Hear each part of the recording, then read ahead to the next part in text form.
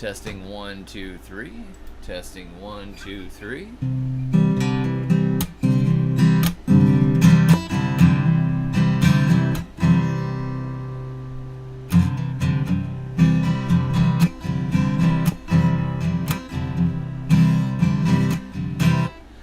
Oh ho ho ho! It's been a long time since I was here. Alive at least. Been a long time since I've been alive.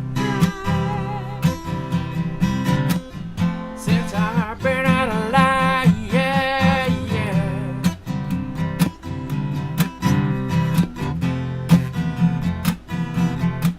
It's like 1,000,000 degrees outside and I can't take it anymore. So I went inside and I cranked up the AC and shut my office door. That thing is cranking and cranking on a very cool setting. And here I am because the heat outside is so upsetting. And I just can't take it anymore.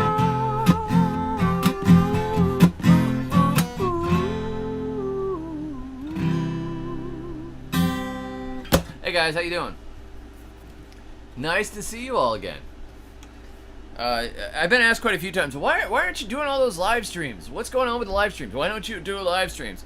And primarily, the answer is because I've been trying to get in, be done with my work, go in the evening, spend time with the family, sit around the table as a family, and just be gone, right? So I was kind of feeling convicted that I was not spending enough time with the kids. Kids are getting older, and I said, you know what? I get up at sometimes 5, 6 in the morning. Lately, the last couple of days, it's been like 7:30. I've been working hard and getting tired, and then staying up a little too late, and then sleeping in too late. But usually, I get up around dawn, and get up and read the Bible. I'm reading through the Bible in a year, and I try to do that every year. So you read some pieces every single day. So I try to do that in the morning. One of my daughters and I will usually do that in the morning. I get my cup of coffee and we read together, and then I go out to my office and I work on the first post for the Survival Gardener. So the Survival Gardener website, which that blog has now been running since 2012. So that's 11 years of posting, and I try to post every weekday, and so it's actually been quite an accomplishment over the years. It's kind of a combination gardening journal, repository of information, different notes on different things I'm thinking about, and other things, and a place that I can go back and check later and say, what was I doing back then? I don't even know who that previous version of me was. So I can go back and look at that, and I post gardening pictures and stuff too. So I get up and I do that post in the morning. And usually at that point, Rachel is done with taking care of the cows, and she usually cooks breakfast. So we usually have eggs from the chickens, sometimes some vegetables from the garden, some peppers, tomatoes, whatever we've got to throw in the eggs, and usually some sort of meat gets thrown in with the eggs too to make it stick. And I usually have another half a cup of coffee. At that point, I've got my post done, I have breakfast, and usually we eat breakfast with at least whatever kids are around. And then I get back to working, and I'll usually work on a book project or YouTube editing or something like that. But lately I've been working on fixing up things around the house. We had a big sale where we sold a lot of stuff. There was a lot of junk that was left with the house, and there was also some very nice stuff that was left with the house. But it was like way more than we needed. And so it had been kind of, things had been stuffed into outbuildings over the years, and we just cleared it and said, okay, whatever we could sell, whatever we can clear out. So we spent, a couple weeks working on all of that, and then I've been now fixing up rooms and patching floors and trying to get broken AC issues fixed and stuff like that. So it's kind of back and forth, plus running the plant nursery. So running the plant nursery takes up time too, because every day there's at least some watering, but there's propagation and keeping things fertilized, and particularly getting stuff. I mean, watering right now is big. So keeping that stuff going and doing the plant sales. So it's just been this, busy, and then some traveling and being all over the place and whatever. So the live stream has just kind of gone to the back. So that's a huge, long explanation that's really incredibly boring. So let's stop. That's why I don't have a regular live stream scheduled in the evening. So all that. So let me say hi to everybody. Now that everybody's arrived during the really boring part where I was making excuses. Hey, Shawnee and Chris and the Texian and B and Sheila D and Jennifer K and Jackie Hathaway and Green Country Agroforestry and Vicky Savage. Yeah, that's like a good rapper name right there. And Hugh and Paul and Aaron and Tommy and Monkey Food Garden and Monkey Mommy. They're a couple. And Jessica and Shantae and who else we got here? You got Derek here and Tanya and Chris and Amir and Nathan, Ken, Dana, Hilltop Home Place, Printer Bear, Reap What You Sow Gardening, and Paul Johnson, who's one of my favorite historians, is in Scotland, and Lead by Example. So it's nice to see you guys. Welcome back. This is the David the Good stream. We're right on the edge of hitting 100 degrees outside, but a few years ago I made this little shed interior here. We took an 8x10 and turned it into a backyard office, and I had help from my father-in-law, who is very good at electrical wiring and insulation and handyman stuff just in general. So the two of us worked on this, and we put in insulation, and he helped me with the getting outlets in, and then just put up 1/4-inch Luan plywood all over the walls and like lightly varnished it, so it sort of looks like we're inside of a boat. It's very nautical. I should hang a anchor or something on the wall. But yeah, it stays cool, which is amazing. I've got one little cheap AC unit in the window that I have to clean occasionally. Apparently they have to be cleaned. You got to change the oil in it. Give it a new battery. Make sure that the headlights are aligned properly and all that stuff. It keeps running. And I got my iced tea. So hey, let's take a quick poll here. Let's take a quick poll. How can we do it? Let's start a poll. Here we go. It's coming in.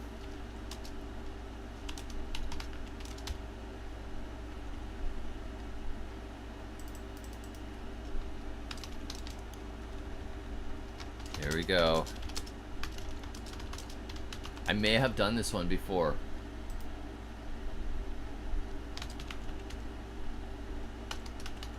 There we go. Here we go. This is going to be a difficult poll.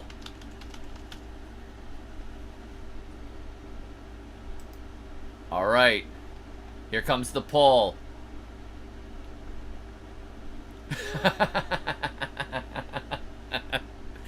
I love iced tea. All right, let's see here. I see the votes are coming in. The votes are rolling in, people. Ooh, Sweetened is ahead right now. Here we go. Sweetened is still ahead. We got 33% at unsweetened, 67% at sweetened. All right, so you got to answer it. You got to answer it. We'll see how many real Southerners are on here. So it's been brutally hot outside, but as I did in today's video, it's so funny. I mean, that video was a total wreck because the lens was just getting more and more blurry, and I found out it was actually condensing inside of the lens, which cannot be good on a high quality Canon lens to have the inside of it condensing. But man, it was getting blurrier and blurrier. At one point, Rachel turns to me. She's like, stop. We have to stop filming. You have to see how bad this looks. And I'm like, what is it? It's blurring still? And she's like, yeah, it's like really blurring. Like it looks like a bad 70s capture. And I'm like, oh, I looked at it. I said, okay. Yeah, well, we're just going to have to mention it because that's just part of living with this. It's so real on this channel. Let's keep it super real. So yeah, that's what we did. We just kept filming. And we have put the lens out on our unair conditioned covered torch, so it'll hopefully acclimatize, because there's some other videos I want to do. It's just so hot, and going from the AC to the high humidity outside and the heat, it's almost impossible to keep the lenses happy right now. So it's something else. Hugh says, I thought it was an artistic thing with the lens. It was on accident. Okay, so it looks like here, how are we doing? Wow, I mean, this poll here, we have 65 votes. Sweet tea is leading at 62% to unsweetened at 38%. Woo! So, my grandparents, I have a confession to make. My grandparents, on my mom's side, were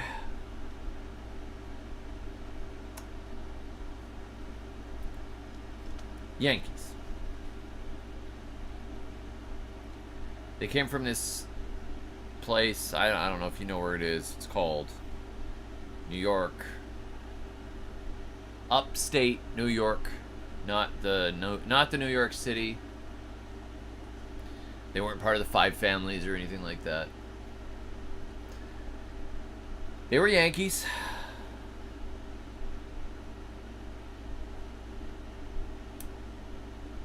So they drank tea. They drank tea. And so I was introduced to tea, iced tea, as unsweetened iced tea.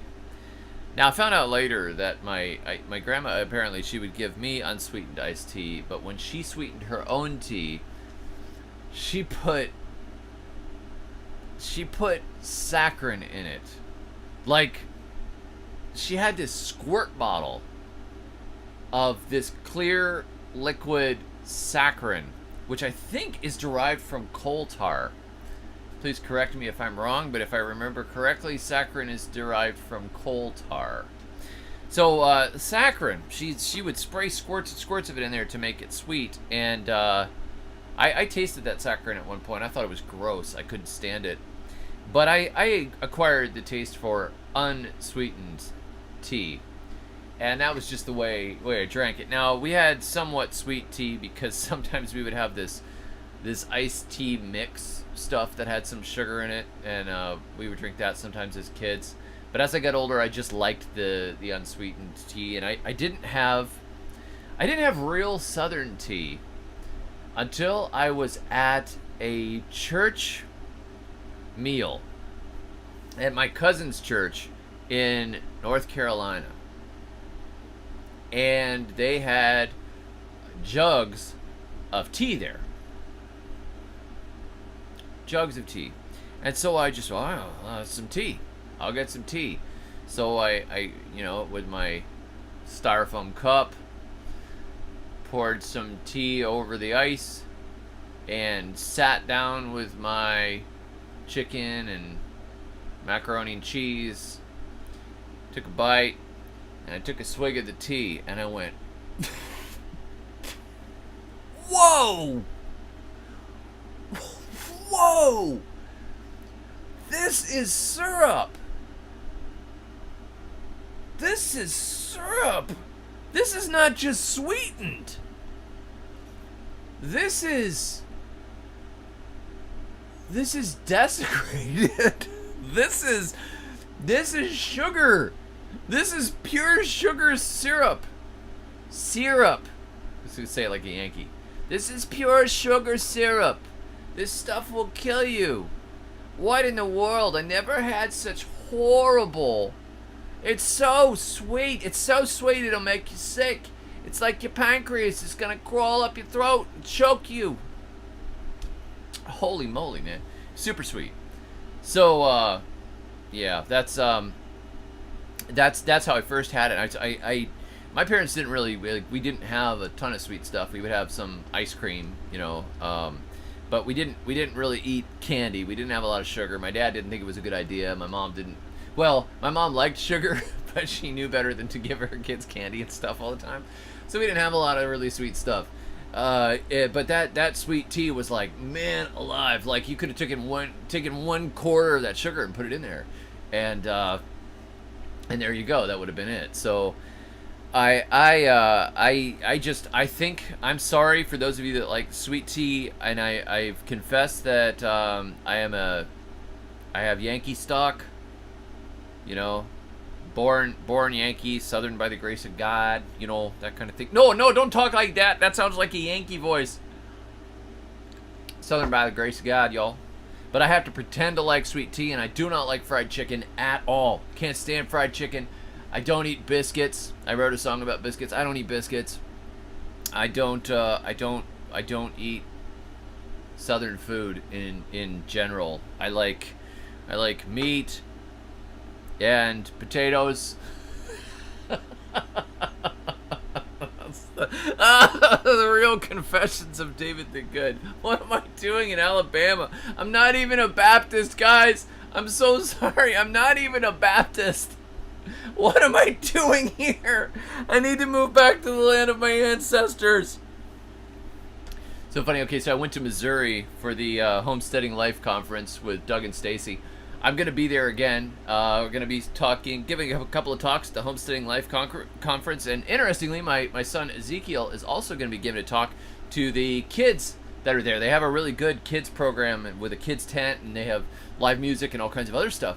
But he is going to be talking on growing watermelons, so he's excited about that. That's a big deal. It's his first speaking gig, so he'd be talking about his watermelon project, which is awesome because he's been doing this. He's been growing watermelons now, I think, for 6 years or so.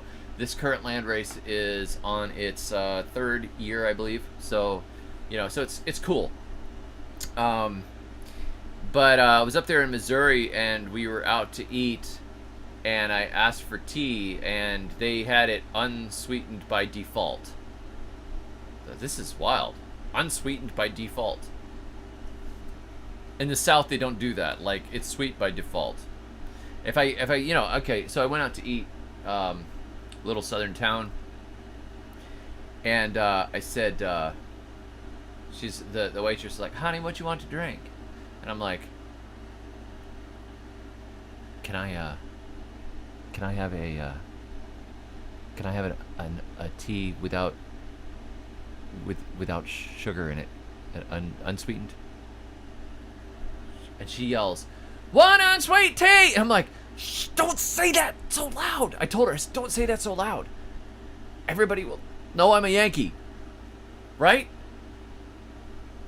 I mean, I gotta really talk when I'm in town. I gotta make sure I get a little bit more drawl, you know, when I'm talking to folks in town, because immediately they're like, where'd you come from?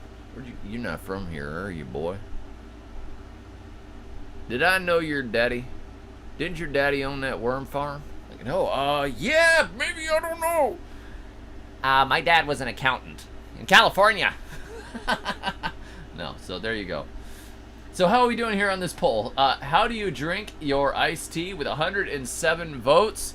Sweetened wins with 63% to 37%. So we have a 2-to-1 roughly ratio here of people.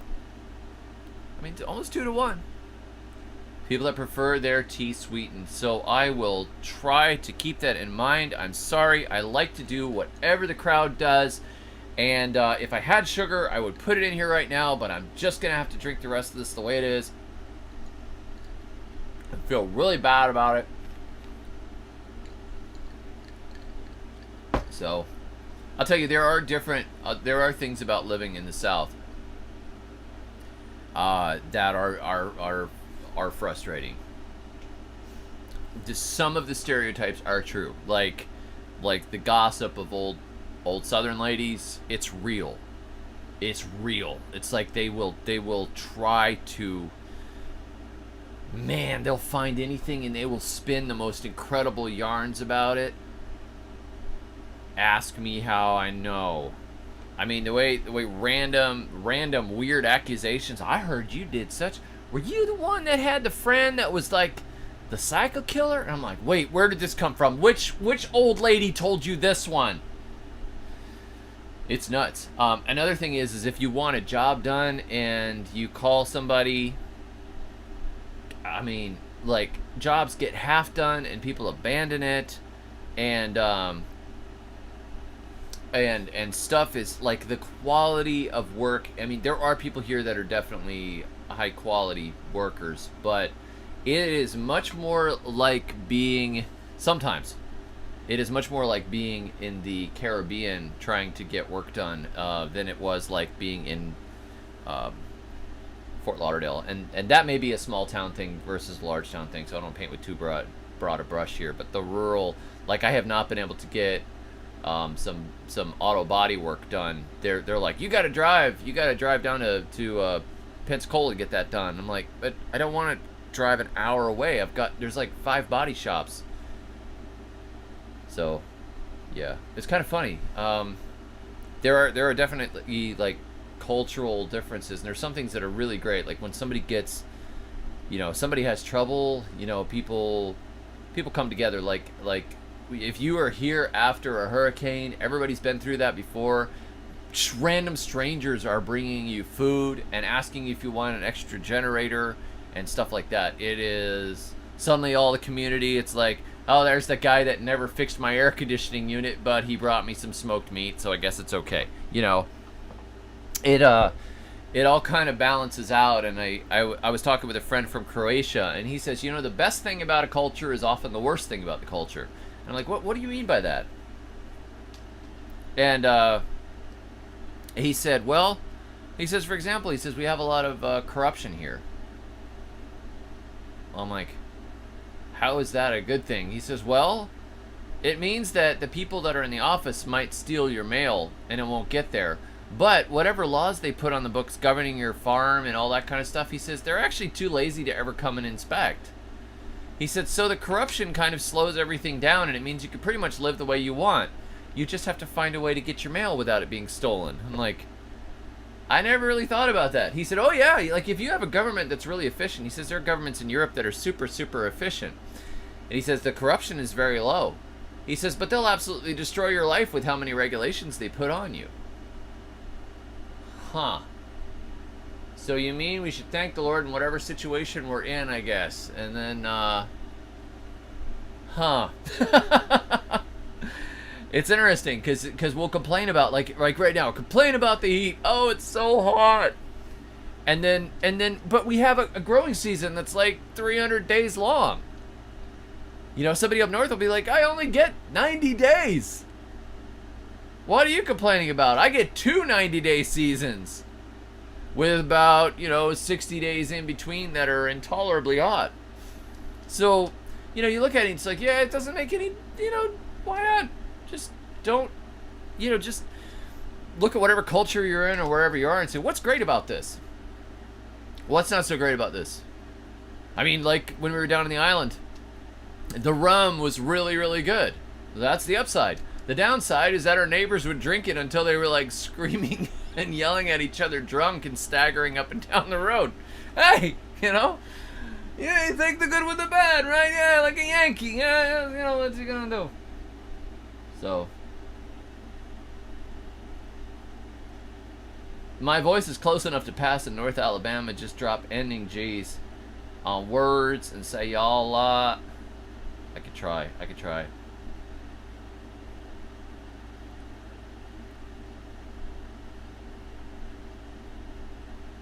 I don't know who Gladys Kravitz is. Sorry, Janie. Hi, Hawk. Another inflammatory Yankee thing to say. Do I have mulberries? Any new varieties? I propagated a bunch of mulberries and then I lost track. I actually lost the tag on what variety it is. So I have some mystery mulberries. I have some ivory white that I'm looking forward to planting out in the yard. I have one in the grocery row garden right now, but I propagated off of it and I want to put more of those white mulberries. They're really nice to have a white mulberry because it doesn't stain.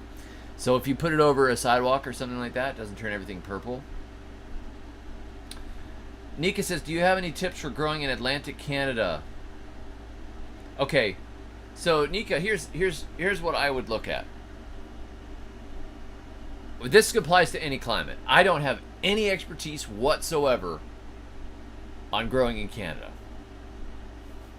Or growing, in 4B or 5B. The closest, all of my growing has been from zone 6 all the way to the tropics. So I have a pretty good swath of the earth, but anything north of that, where there's a lot of people living, there's a lot of great soil, and there's a lot of great agriculture, I don't have experience with. However, what I've realized is that the pattern to look for is, first of all, what did people eat when growing food was important? If you're in an area where it was mostly hunting and foraging, you may not be in an area that really has much gardening history. But you might find that there is a variety of flint corn that used to be grown, or there was a storage pumpkin that was grown, or there was an industry growing cranberries. It could be anything, right? But you look and see what was done before. What did people do when it mattered?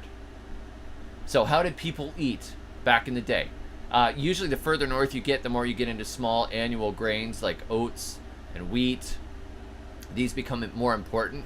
Like, you get further north and you're eating oatmeal and salt pork because you raise the pigs through the fat season and then you butcher them and preserve them for the winter. Or you might have salted fish. You might have caribou. You might have moose, deer, some berries, some fast-growing greens, that kind of thing. Depends on how short the season gets, what you're getting out of the garden. And often animal food becomes more important the further north you get.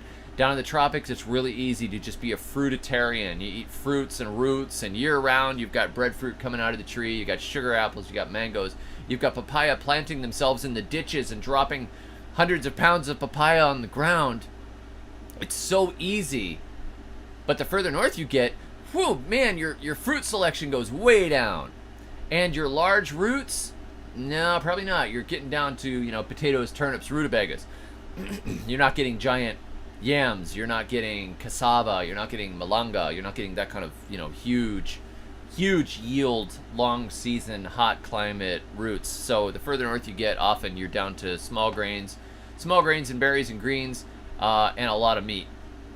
If you get to where the Inuit were living, I mean, they basically were eating almost nothing but meat. So that there's a reason for that. It's because those animals are better adapted to the climate in terms of foraging, etc. So you let them do the hard work of getting all the food that they need to get, and then turning around and you just eat them.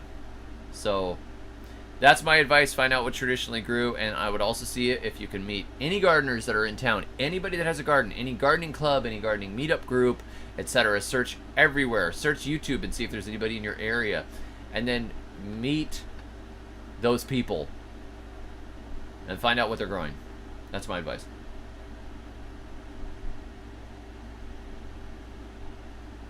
There you go. Yeah, Super Nerd says Massachusetts perennial gardens, sea kale, Jerusalem artichokes, Apios americana. That's a good one too. Chinese yam. Yeah, Chinese yam is good to about zone 5, maybe even north of that. Greenleaf Gardening says, do you have any tips for small gardening YouTubers? Please and thank you. Yes, be consistent. Make your thumbnails really good. Share information and be brutal about cutting out stuff that's boring, unless it's funny. So sometimes you'll see a video where I have a really long shot of something, just me doing something awkwardly. I do that because it's amusing, not because it's necessarily good for YouTube. Also, the other thing, if you can get by a lot. You can get by a lot on personality, right? So if you're funny, if you're engaging, if you talk to the camera, if you're naturally funny, if people normally laugh when they see you, and not just because you look ridiculous, but if people laugh because they're engaged and they think you're funny, you're witty, right? Roll with that. If you're not witty, if you're not particularly funny, but you have good information in your head, then you're going to present the information. Get the information across and share it. Hey, I hope this will be useful to you. Catch you next time, Be a friendly resource and cut out all the unnecessary stuff. You don't have to have like long shots of following the cat around. If you're explaining broccoli, you're not like, so this is my broccoli patch. Oh, I've been growing broccoli for 8. Sherry, how long have I been growing broccoli? No, it wasn't. No, it was when we were at your dad's place. No, the other dad. Okay, so probably like 7 years. But I think I grew some in a pot once. So my broccoli, it's got aphids and stuff, but it's, you know, it's not the time of year. It was good before, so this is how we grew it. Oh, hey, Fluff. Hey, little Fluff. That's my cat, Fluff. I mean, he's shedding. He's got like a mite that bites him. Okay, don't do all that stuff. Unless you're like, it's legitimately funny, like that's what you're doing. But yeah, you gotta okay, if you're witty, you can get by on being funny. If you're not that witty, you know, you gotta ask people for brutal advice too, right? But just edit mercilessly. Quick cut. If it's starting to feel like it's getting boring to you, cut it. So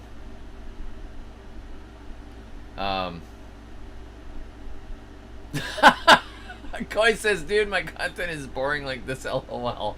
Right, and keep it to one thing. Generally, like people will be like, update number 5. My pottery studio, growing broccoli, and a butterfly visitor.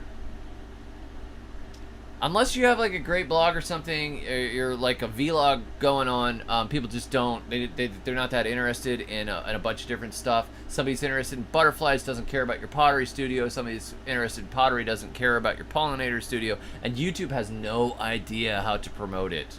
One of the reasons all the YouTubers at towards the top, or most of them, are using some sort of clickbait title is because YouTube algorithms are really brutal on eliminating people that don't get a lot of views right away. So if you do a video called, "This is my garden," it just drops right off of YouTube. If you do a video called, "You won't believe what I found in my garden," well, there you go. You're going to get more views. And if you get more views at the beginning, you better make sure your content's good, because if you're going to clickbait it like that, the content that follows it ought to actually be somehow useful in some way, or at least amusing. I hate the clickbait thing. I just have to use it because it works. And I mean, we're talking like if you put a video out and you make $13 in revenue, but if you had changed the title at the beginning of it, you make $130 in revenue. It's a big difference, because if you spend 6 hours putting a video together and you make $13, that's pretty rough. If you spend 6 hours and you made $130 in ad revenue, that's all right. That's pretty good. That's pretty good. You know, I'd paint a house for that, you know. By the hour, that's pretty good, you know. So that's how you roll. Clickbait is the currency of the realm. Yeah, sadly. Yeah, like you titling today's video that you didn't want to garden anymore. Yeah, I don't want to garden anymore in this heat. But if I called it, "Man, it's hot outside," so what? Everybody knows that. Who cares? Sad. It's sad. By the way, I want to thank Carolyn here for the super chat. I'm sorry I let that run by here. I was in the middle of talking too much. Carolyn, God bless you. Thank you very much. I appreciate it. Carolyn wants me to buy a greenhouse for the winter, and she's been donating a little bit at a time. I really appreciate that. I had my birthday this week. I had a very nice time. I took my wife out for the day, and we went and I bought a couple of books at an antique shop, and you know, we just kind of went down to Pensacola, and then we went out to eat at the mall. It was fun, you know, like the kind of stuff we don't normally do, and it was just us. Usually I have a couple of kids with us, but it was fun. I bought a pair of shoes. Very exciting. Very good time. But it's fun to, you know, it's fun to just hang out with my wife. It was funny though. I was waiting. She was trying on a dress, and I was waiting outside the changing room with another guy who was waiting for his wife to try something on, and he says, "Hey, y'all expecting, huh?" And I said, yes we are. And he says, "You have any other kids? Is this your first? Do you have any other kids?" I said,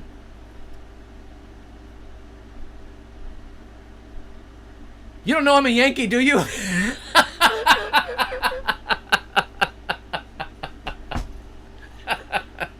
Yeah. Yeah, so I said, yeah, we have, this is number 11. And he's like, well, God bless you. He's like, are you serious? Like, yeah. It turns out this guy, it was his birthday as well, and so we ended up talking for quite a while.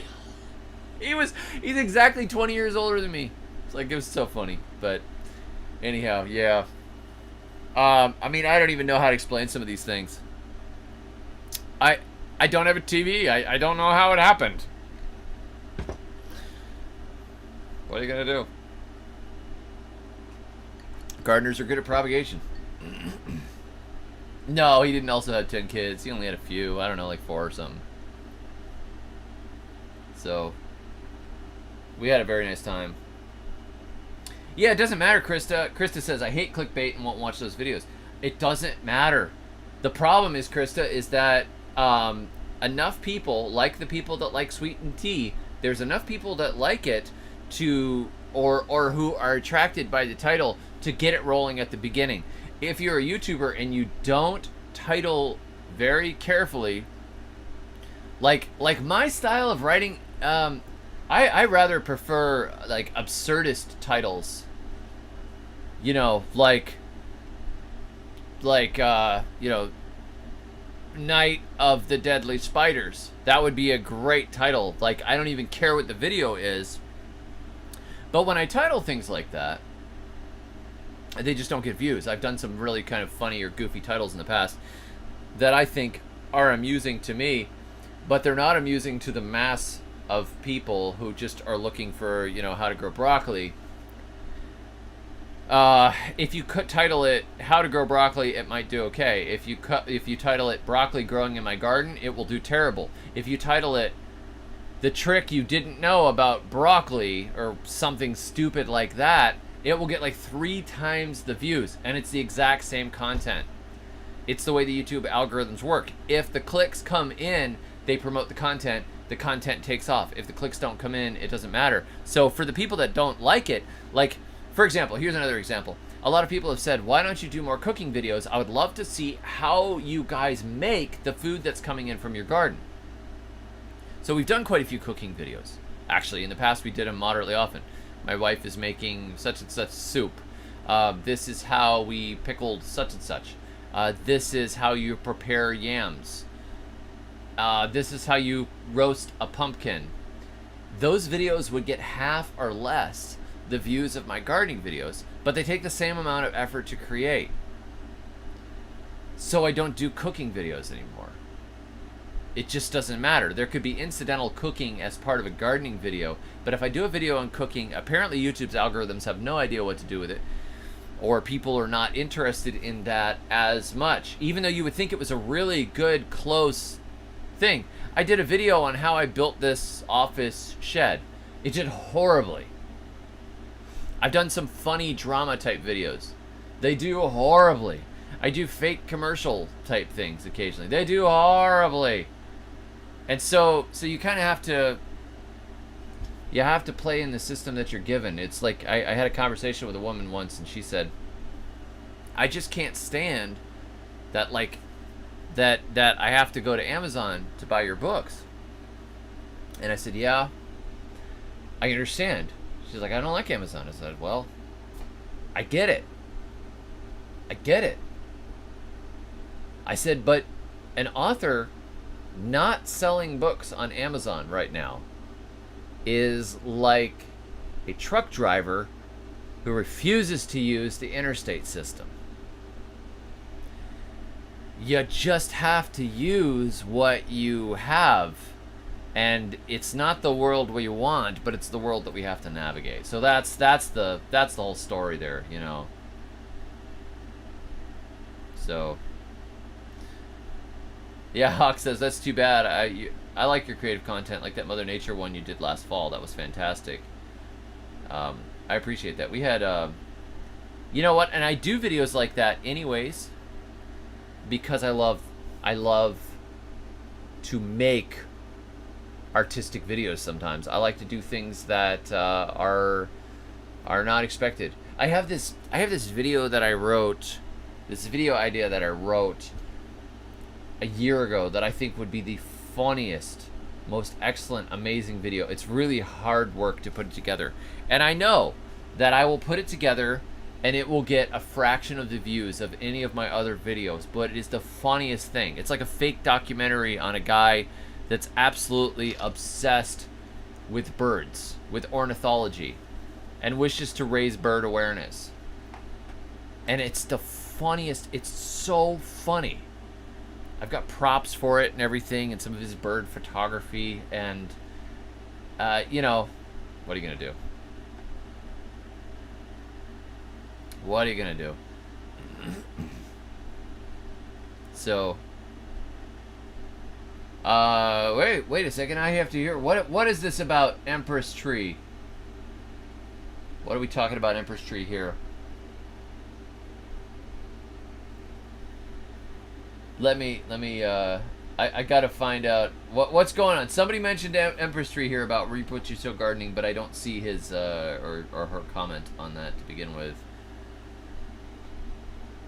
Bring back Dr. Pinkerton. Dr. Pinkerton has been in 2 videos. I think he'll have to be in another one. The funny thing is if I had started a comedy channel first, it probably would have taken off. But if I put gardening videos on it, they would fail. So if I put comedy videos on a gardening channel, they fail. So I have to kind of fit in my funny stuff into the existing thing and then give it a stupid clickbait title, I guess. Right. CIB8282 says, you can't name the video In Search of Balimbi and expect it to do well. I don't know why. I thought that was the funniest thing. Let's call it In Search of Balimbi and put in like bad 80s synthesizer music behind it and mess it all up. It's funny.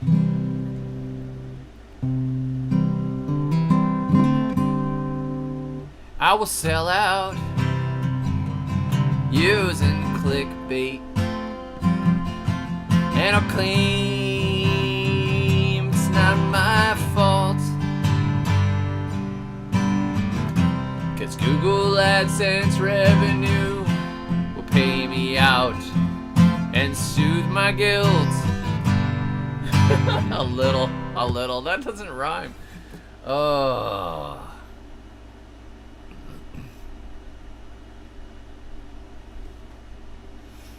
Jackie says, maybe someone can answer this. I have been putting all kinds of stuff behind my fence, but used some Roundup years ago. Do you think I could still use it as compost?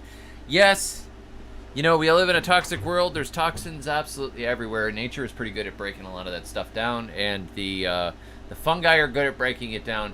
If somebody told me that he used Roundup to kill the grass in his garden a year ago, and now is growing a garden and wasn't continuing to use it, and asked if I wanted to eat some tomatoes, I would just eat the tomatoes. I'm sure I've had so much Roundup in my life that a little bit more isn't that big a deal. It's like the purity spiral thing. I mean, if you look how much junk is falling out of the air on top of us, how much pollution is coming off of the highway or from the airplanes, you know, we don't know. How much junk was sprayed on your yard before you got it? I don't know. What kind of construction debris was there? I don't know. Man. What is on the stuff that you're composting? Are there toxins in the cardboard? Are there toxins in the orange peels that you threw in the compost? You could get yourself so paranoid about it that you don't get anything done. And you have to realize that we're all mortal. This is a toxic world.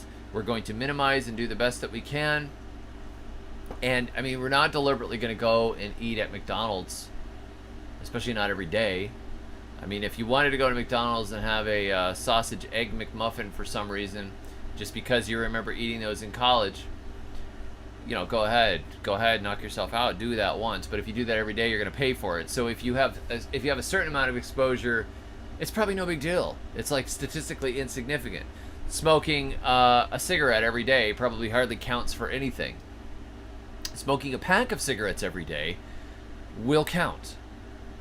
So there's a balance to it. If somebody offers you a sandwich and the bread is not organic, yeah, there's going to be some glyphosate residue in there probably. It's not the best, But your friendship, you know what? I'll have a sandwich with you, no problem. I'm not gonna be like, oh, did you get this other bread? Did you get the good bread? I don't know. I only have gluten-free, organic, free-range, sustainably harvested bread.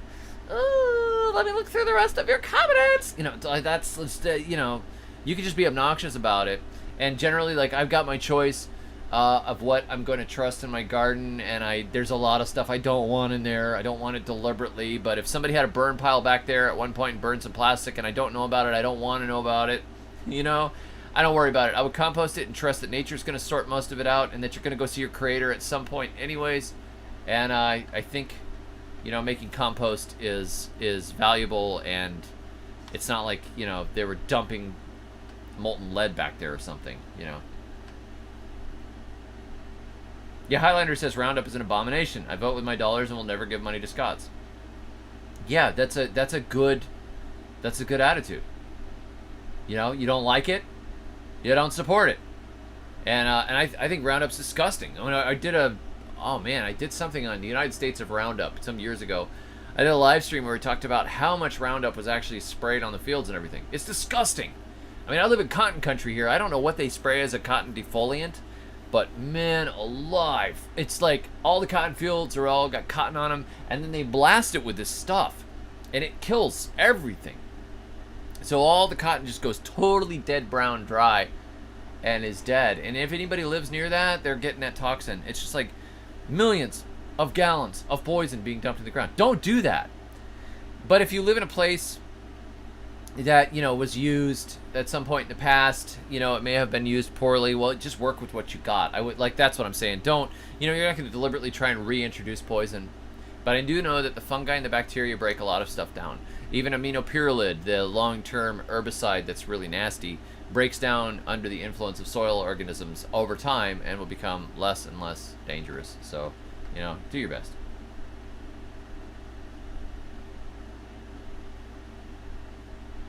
If you eat commercial corn products, you're eating it. Yeah, well, that's true. And you're also eating GMO corn, which I would prefer not to eat.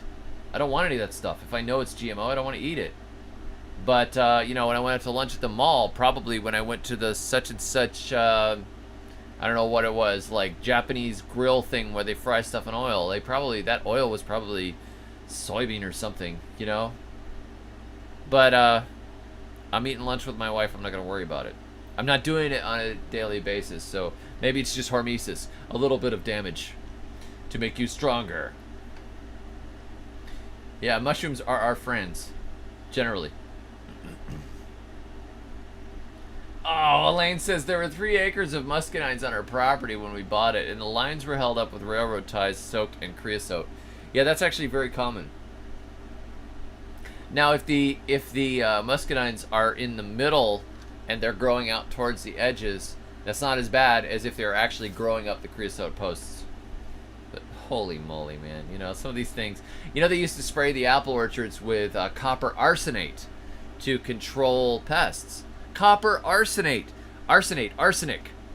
So there are like super fun cleanup sites now.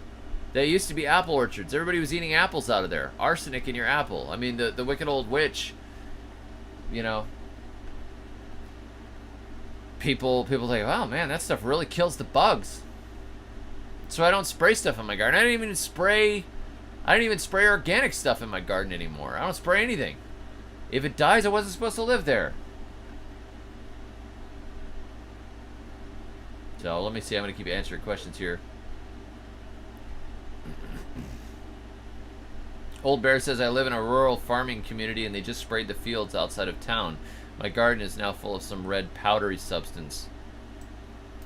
Well, if it's white powdery substance, you might talk to the White House security team about that, but that sounds horrible.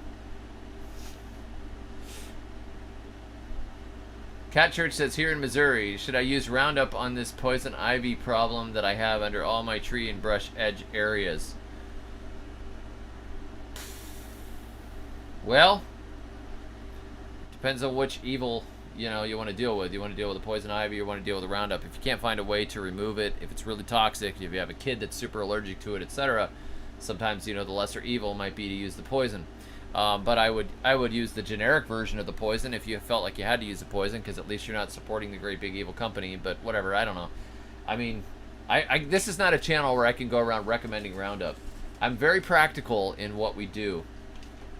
The only thing that I have sprayed with Roundup was Kogan grass, because when I started my old plant nursery back in I don't know, 2013, 2014, something like that, the inspector from the state extension office came to inspect the nursery, and she said, you see that, that's Kogan grass, you've got to get rid of that. That is one of the worst invasive species in Florida, and you will not be allowed to have a nursery unless that's removed. And she says, and I said, well, how do you get rid of it? She's like, you got to spray it with such and such, spray it with Roundup, and then spray it again because it'll come back. And I'm like, yeah, I don't know about that, but thank you, I'll get rid of it. So I got out my fork, and I started pulling it and digging it and pulling it up. And we had a piece of vinyl that I put down over it. It poked holes through vinyl. It poked holes through my weed barrier. I had that woven weed barrier that stops all the weeds. It poked holes. It actually punched holes through it and kept growing. And I tried to dig it, and it kept popping up. And I tried to dig it, and it had all these connected rhizomes. And I was digging and digging and digging. And meanwhile, time is going by that I'm not selling stuff in my nursery. So I gave up, and I sprayed it. And, I'm not going to go online and be like, you know what, I recommend Roundup, and I totally spray it all the time. I love Roundup. I work for the Scott's Miracle-Gro. I don't even take, I actually shut the ads off on my website. Some of you guys probably saw my announcement. A few months ago, I shut the ads off on my website because I didn't want them advertising any of that stuff. Now, I don't have any control over what they advertise on my videos through the Google algorithm. But I can say I don't want Scott's or Dow AgroSciences or whatever advertising on my blog. That's my blog. I don't want your dirty money. But at the same time, there are occasions where you go, okay, is this thing going to cut money away from my family in an important way, right? So if I don't figure out how to deal with this problem, if I don't, okay, it's like this. I have a child that's deathly allergic to wasps. I believe wasps are beneficial to the garden. This is hypothetical, right? I believe wasps are beneficial to the garden. I don't believe in killing anything, but I have a child that's deathly allergic to wasps. And a hornet's nest is built right next to the swing set. Do I stick to my principle of not killing any creature in nature and potentially risk, my daughter getting a sting and dying? You got to look at it and go, well, in that case, I'll spray the wasp nest. It's a no-brainer. So sometimes, I knew somebody that was a vegan, and she didn't believe in eating any meat whatsoever, and she got very, very weak. Her hair got really thin. She had a baby. The baby had issues. She had major issues with her nutrition, where she was very weak. I mean, she was thin, but she was weak and not healthy and having a difficult time with a nursing baby, etc., so on and so forth. So she changed her diet and went back to eating some fish. Now that's not a moral issue for most people, and that's not a moral issue in God's rule book. The church allows a lot of things. You can eat bacon if you want to, but if you have a conscience issue with it, there's no problem with you saying I'm not going to do that. The problem is when you get to one of these areas like, I'm going to destroy nature by spraying Roundup, which supports this huge evil corporation that I hate, or I'm going to have a plant nursery or whatever. Sometimes you just kind of go, okay, I'm going to ask forgiveness later, and you spray the Kogan grass patch, because otherwise the Kogan grass takes over your entire yard. You never get your nursery license, blah, blah, blah. So with the poison ivy, you're going to have to figure that out. I can't figure that out ethically. My default setting is to never spray anything. But you're going to have to figure that out. So that's my as practical as I can be. If it's not a moral issue, it's greater evil, lesser evil, whatever. It's not like, can I kill my neighbor or not? Well, definitely you can't kill your neighbor, because that's definitely a moral issue. Gray Man Prepping. Hey, nice to see you again. sends $5 and says, "Hey brother, do you sell your Seminole pumpkin seeds? Yours are way bigger than the ones I'm growing." Yeah, we have a land race thing going on with the pumpkins right now. I have been crossing as many different varieties as Cucurbita machata as possible. So we have some very vigorous, fast-growing, larger varieties. We had a line of Seminole pumpkins that was particularly good before we moved overseas, and we lost it while we were overseas. We lost the last of the seeds. We had a bad season, and they didn't continue. So I'm trying to rebreed a very vigorous Cucurbita machata pumpkin. And so all that to say, we should have some seeds a little later, probably in a couple of months, because we're in the beginning of the pumpkin harvest season right now. So the Cucurbita machatas are all making pumpkins, and they're running like crazy in the heat, and they're eating our walkways and crushing garden beds and all kinds of stuff. And when we get to the end of that, we'll see how far along we've gotten. Hey, do you want to come in and say hi? Are you doing a live stream? Yes, I am. Hey, my wife is here. Did you guys know I was married?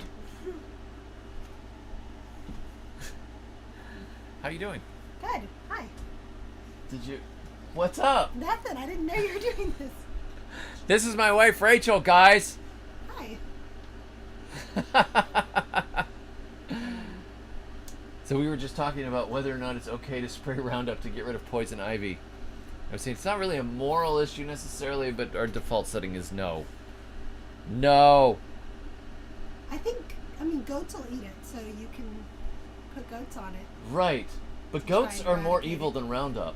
Well, I mean, if your neighbor has a goat, maybe you could borrow the goat for just poison ivy remediation. Remediation. Something. They will. It was funny when we had goats to watch them just stripping the poison ivy off the trees. Like they'd grab it and start just. It's like, how can you eat that? It's got urushiol in it. Doesn't matter. They don't care. Actually, Blowtorch works well. I've heard somebody. What was it? Somebody we know said that their goats were grazing Kogan grass. They were eating it, and so I kind of wondered if you could get goats to eat it down to a point and then put pigs on the area to like really dig up the area, and if you could really eradicate it, Kogan grass that is. Yeah, I don't know. You would probably have to graze past the point where the goats would not be happy anymore. Well, that's what I mean. Like, well, okay. You know, they would have to make a desert out of it. Probably if you were able to Okay. fence the entire patch, and you also fed the goats on hay, Yeah. they would probably continue to pluck at the Kogan grass and tear it up. Yeah. Yeah, you don't want to burn poison ivy. Yes, you can. You can definitely burn poison ivy. But if you inhale the smoke, that can really inflame your lungs, and that would be bad. Ask all your friends if they're allergic, because you know some people are not allergic to poison ivy. Maybe you'll get lucky and you'll find a friend who's not allergic, and Somebody then says they can't hear you. have a friend. My belly. What are you doing? My You're belly in a is chair. in the way. I can't get closer. I have to sit on my lap. Have a friend. Find a friend who's not allergic, and see if you can bribe them or pay them. Or Yeah, something. pay your friend. Have your kids do it. No, not your kids. Not your kids. Poor Tom. Here, put your gloves on. Put your suit on. You know, there were some people during the pandemic that were dressed up so much that they could have handled poison ivy. You know, like the mask and the jumpsuit. We saw some like people in the airport. You're like, it's like Bubble Boy over there. I think sheep can eat it just fine too. I can't imagine getting poison ivy smoke in my eyes. This just seems like a bad idea all around. Tranquil Vortex says, "Good day, watching from Brisbane. Just wanted to say how beautiful you two are." Well, I'll take it. Your wife is glowing. You're glowing. Oh, I wonder why. And she just came down from the mountain. She was talking to God. Oh, Multiple people here are saying, "Here, do you want a seat?" we're just trying to not be. Wait a minute, this is open. It's okay. Okay. Doesn't matter. My eldest son took my guitar pick. Here, do you want this chair? Sure. How long That are would we probably be doing better. this? Hours. Hours. I haven't even hit $100 in super chats yet, and Oh. You're holding everyone hostage. Yeah, I was trying to figure out how we could actually make some money today after paying all the bills this morning. So yeah, here we go. We're entering our 5th hour. Anybody got any gardening questions? We'll answer for tips. And Michelle says, I was a day camp counselor. Kids brought twigs to burn. My face looked like the elephant woman. No. I was 13. Oh, that's awful. Christina says, my Dexter cow will eat poison ivy, but not all the way down to the ground.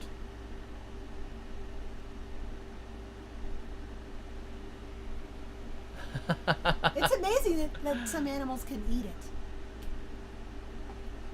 I don't know how they do it. I mean, you ever see the videos? Do you guys ever see the videos of the like the women in the Congo dealing with the cashew nuts? It's terrible. Like the cashew nut, the fruit around it, it's like a capsule that has the seed inside of it. It's not even a true nut, but it's got this capsule inside of it. It's full of urushiol, which is like this, it's the same stuff that's in poison ivy, and it will burn your hands and cause all kinds of problems. And these poor women, like all day long, they put oil on their hands and they just are working, and like looking at what it takes to make cashew nuts. I feel guilty buying cashews now. Just the, like, these poor women are there like cracking and all these nuts and processing them. I don't know, man. I don't know about global free trade, honestly.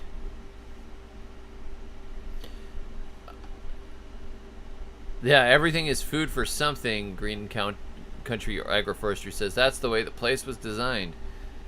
That's right. That's true. Margie says, are you taking any comfrey route to Homesteading Life Conference? No, I wasn't planning on bringing any plants. We're going to have some t-shirts and some books, but that's about it. Cat Church says, thank you for your thoughtful response. Well, I appreciate it. Are you the actual Catholic church, or are you like a church of cats? I'm curious. It looks like, I don't know, is it a lady with a cat or is it a saint? Kothfot, meow, wait a minute, do you go to the cat church? Pitiable. E-begging. Thank you very much, I appreciate the super chat.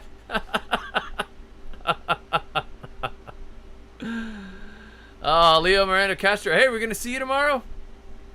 Yes, okay, yes. Looking forward to see you tomorrow at the market. Question, in addition to sun hemp, what other cover crop would you recommend? Man, in the summer, the sorghum Sudan grass is cool. Black-eyed peas. What else did we do? Whatever you tell me.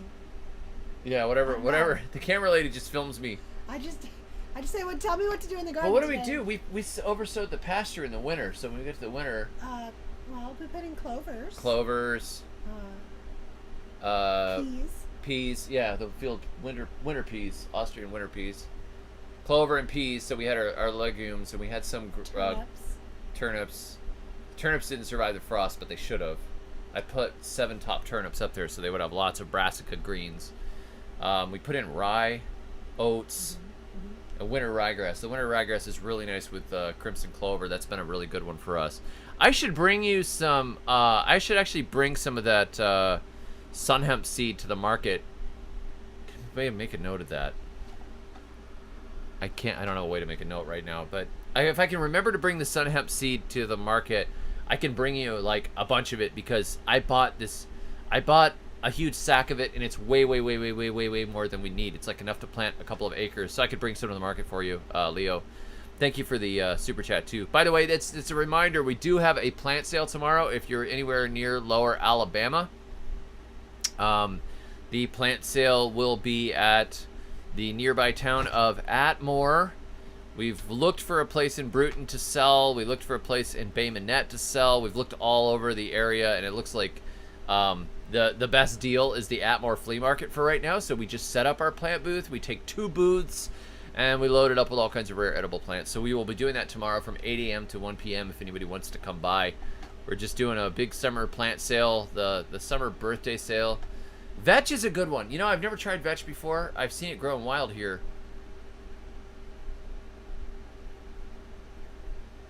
I have watched Fruit Explorer. Black-eyed peas are a great cover crop.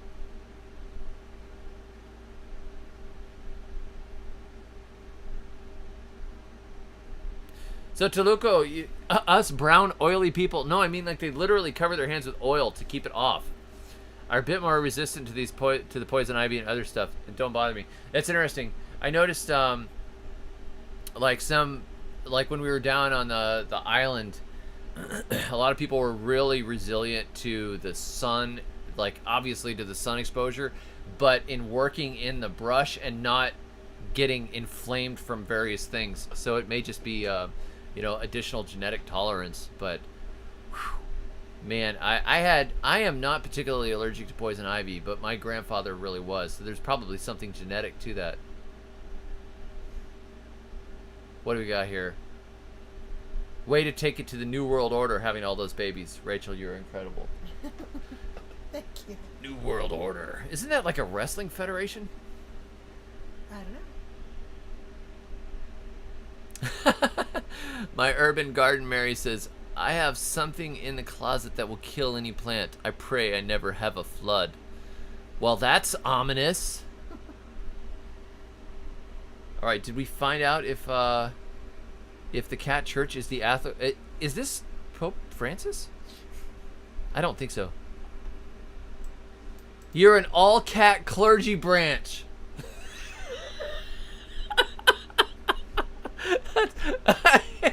It's not meow, it's me. Oh, okay. So I already had an entire hierarchy of bishops and everything imagined in my head, and there you go. I'm sorry, I'm disappointed. Cheshire Saint.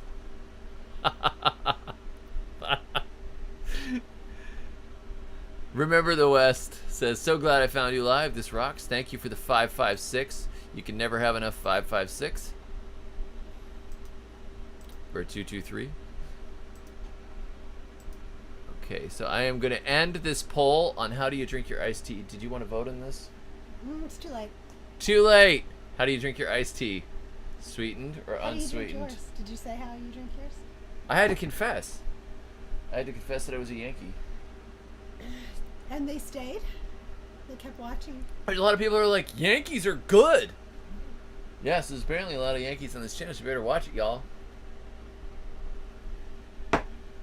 You guys.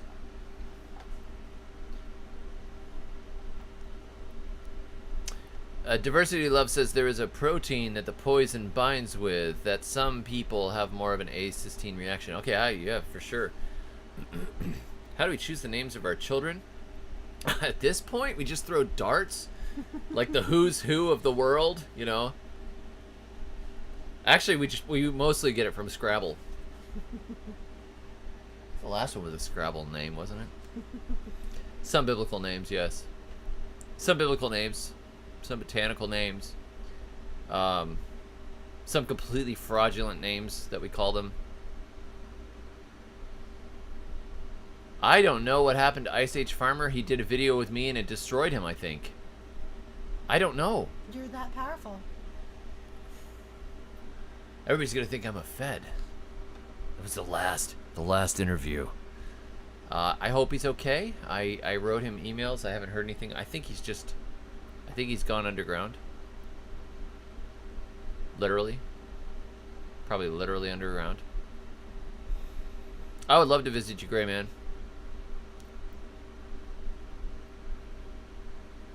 Let's see here where we are here.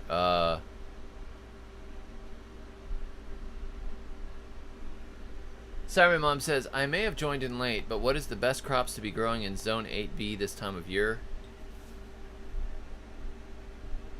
What are we planting right now? Nothing. Not really. I mean, did you watch the video earlier today? it's too hot to plant right now for the most part, but we will be back planting again for the fall. So if you had planted already, this is the time that your southern peas are doing well. True yams are doing well. Sweet potatoes are doing well. Our cassava's doing great. Our pumpkins are just coming in. The watermelons are coming in. We got a lot of watermelons over the last couple of weeks. And the okra. Yeah, but it's kind of too late to do that stuff. Like, wait another month or two and then you plant again, you know. But I think maybe you can start some things. And if you have some shade.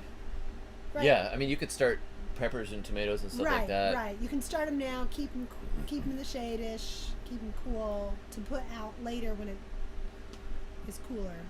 We just really haven't been that organized. Usually we get to this time of year and it's like, oh, the weeds and everything, it's all done. It's done for now. If we hadn't got it in, we're pretty much done until usually September when we start working on stuff again. You know, we're just harvesting the stuff that we planted in the fall right now. It's harvest time. Yeah. Cowpeas, that's true.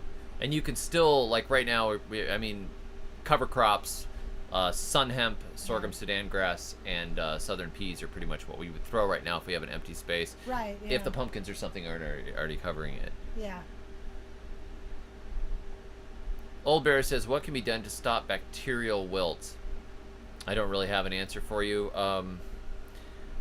Generally, if I have plants that are prone to issues like that, I just let them die.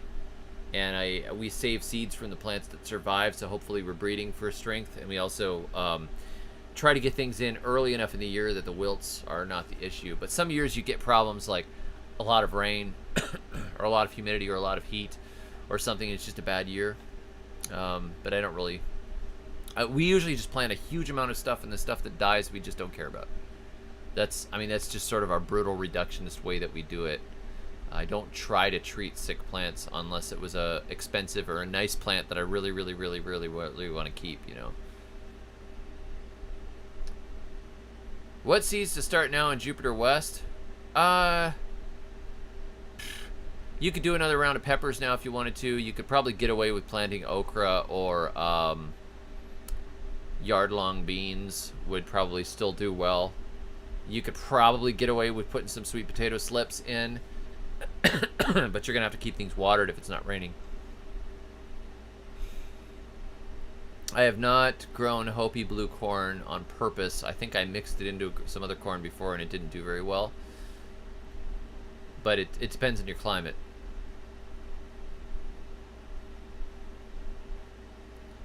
I have heard of the cold hardy perennial pepper. Capsicum flexosum is supposedly hardy to zone 8A. I find that very interesting. I would like to try it. Carolyn says if you have a greenhouse, you can. With a 50% shade cloth, you could start those seeds and even grow some stuff in the greenhouse. It's a good idea. One of these I got to get here. Pigeon says my card issuer keeps declining my super chat. That's fine. You're probably supposed to save that money for something else. I'll buy another book. Okay, that's what you're supposed to save it for. No, but thank you. Do you have advice for growing lilikoi passion fruit? I don't have much advice on passion fruit. We grew Passiflora incarnata, Passiflora edulis, and Passiflora quadra. Don't ask me. Quadrilaterus. What is it called? It's the big one. The one that's like a quadrangulus or something like that. Anyhow, we grew them from seed. Usually they fruited by the second year and fruited abundantly, but we did it down in the tropics, so I don't know about the U.S.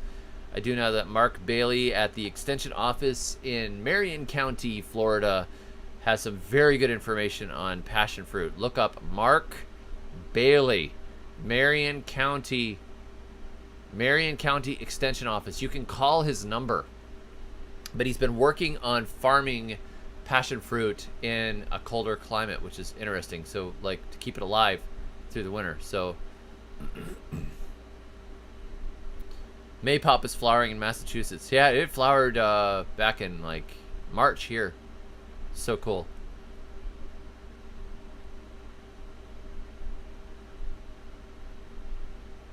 Yes, Maypop is hardy to Zone 6 Massachusetts. It's just not very productive compared to Passiflora edulis. Have I ever been involved in guerrilla gardening, planting stuff on random places in public land? I have over 100 heads of yams planted on the riverbed, and it's doing great. Are you a Fed?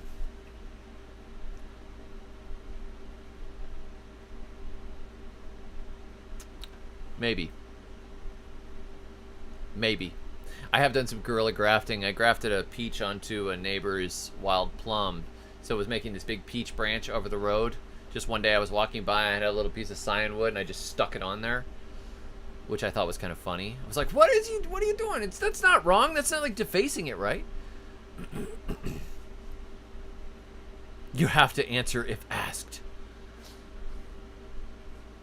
Can you tell us a simple biochar inoculation for store-bought hardwood charcoal?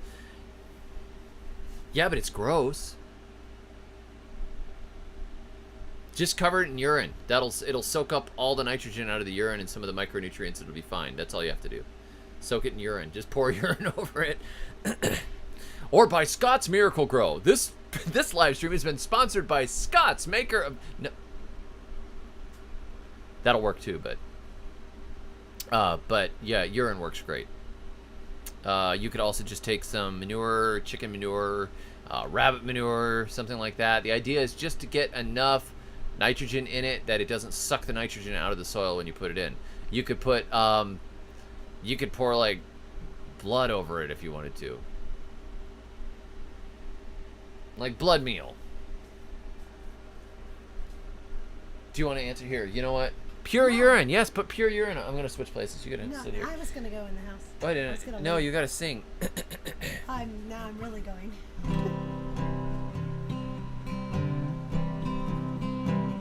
Have a nice time, y'all. She said goodbye. Like... like a what, Rach? She said goodbye like a...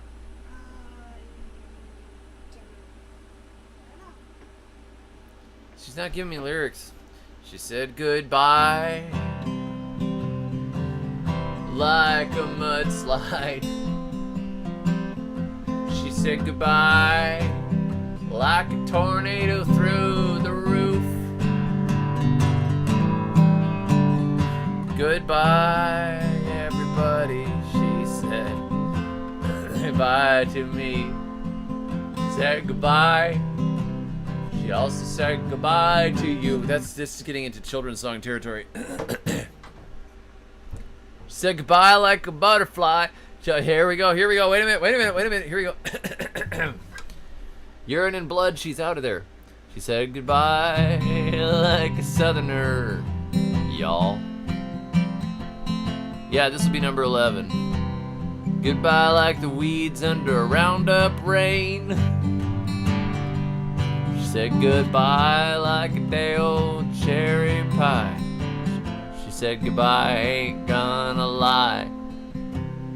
I'd start onions in the heat of summer. No, I wouldn't. I wouldn't start onions in the heat of summer. Well, guys, I'm gonna let you all go.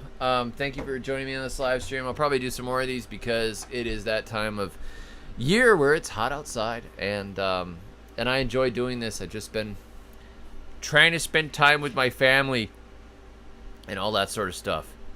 So, goodbye like your wife leaving the room. That's pretty good. It's self-referential. It's kind of meta.